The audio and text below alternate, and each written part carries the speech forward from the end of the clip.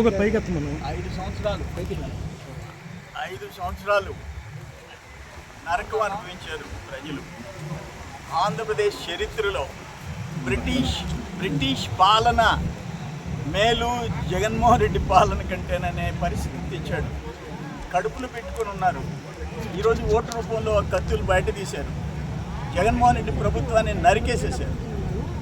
Democracy సచ్చింది 5 ఏళ్ళు. లేకపోతే 2,35,000 మందికి స్కిల్ డెవలప్మెంట్ ట్రైనింగ్ ఇచ్చిన పాపానికే బాబు గారిని జైల్లో పెడతావా? తప్పు అదే. అసలు రాజధాని లేకుండా చేస్తావా? ఓటు అడిగే హక్కు ఉందా నీకు? రాజకీయ పార్టీని నడిపే హక్కు ఉందా? ఏం చేసావు రాష్ట్రాన్ని? బీహార్లు, గతంలో ఉన్న బీహార్లు ఉత్తరప్రదేశ్లు మేలు అనిపించావు. ఈరోజు అవన్నీ మనకంటే మేలుగున్నాయి. అరాచక ఆంధ్రప్రదేశ్ అని పేరు తెచ్చాడు. అన్నపూర్ణ లాంటి ఆంధ్రప్రదేశ్కి బాధపడ్డాం. మా కోసం, పదవుల కోసం కాదు. ఏం జరుగుతుంది ఈ రాష్ట్రంలోనే? స్కిల్ డెవలప్మెంట్ సెంటర్ 2,30,000 మందికి నైపుణ్యం ఇప్పించాడు బాబు గారు. రాజమండ్రి జైల్లో పెట్టాడు బాబు గారు. ఈరోజు స్కిల్ డెవలప్మెంట్ సెంటర్స్ లేవు. ఒక్కటే. అందుకని మేము నెల్లూరు జిల్లా 10 వస్తాయని చెప్పాము. నేను చెప్తానే వచ్చాను. కానీ రాష్ట్రంలో 135, 145 అనుకున్నాం. 160కి రీచ్ అయిపోతామని చెప్పేసి మేము ఎక్స్పెక్ట్ చేయలే. ఈ ఎలక్షన్ నేను సర్వేపల్లిలో కూడా చూశాను.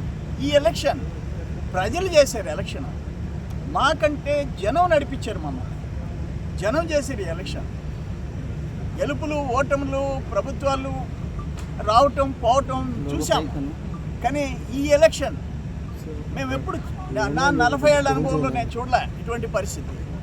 జగన్మోహన్ రెడ్డిని ఓడించాలా అని చెప్పి పవన్ కళ్యాణ్ గారు అదే చెప్పారు. బాబు గారిని రాజమండ్రి జైల్లో చూసి వచ్చిన తర్వాత ఒక మాట చెప్పారు. అరే అక్కడ హైటెక్ సిటీ లాంటి, ఈరోజు అమెరికా, లండన్ పోకుండా షూటింగ్లు చేసుకున్నాం. అంతకుముందు రాయి, రప్పలు, కొండలు, కోనలు ఉన్నాయి. అటువంటి ఆయన తీసి జైల్లో పెట్టారు. నేను అందుకే చెప్తుండా, మేము కలుస్తాం అని చెప్తున్నా. ఈరోజు కలవాలంటున్నా, కలుస్తున్నాం. జగన్మోహన్ రెడ్డిని ఓడించి తీరుతాం, ఈ రాష్ట్ర భవిష్యత్తు కోసం అని చెప్పాడు. ఈరోజు బీజేపీని కూడా ఆయనే దగ్గరుండి కలిపాడు.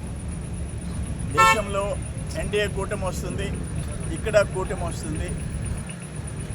ఈ గాడి తెప్పిన ఈ రాష్ట్రాన్ని గాడిలో పెట్టగలిగిన సమర్థత ఉండే చంద్రబాబు నాయుడు గారు, ఒక నిజాయితీ ఉండే రాజకీయ నాయకుల్లో, అందరి నాయకుల్లాగా కాకుండా గుండెల్లో నుంచి వచ్చి ఏది వస్తే అది ప్రజలకి ముందు చెప్పే పవన్ కళ్యాణ్ గారి సపోర్టు, అక్కడ కేంద్ర ప్రభుత్వం ఆశీర్వాదాలు అన్నీ ఉన్నాయి.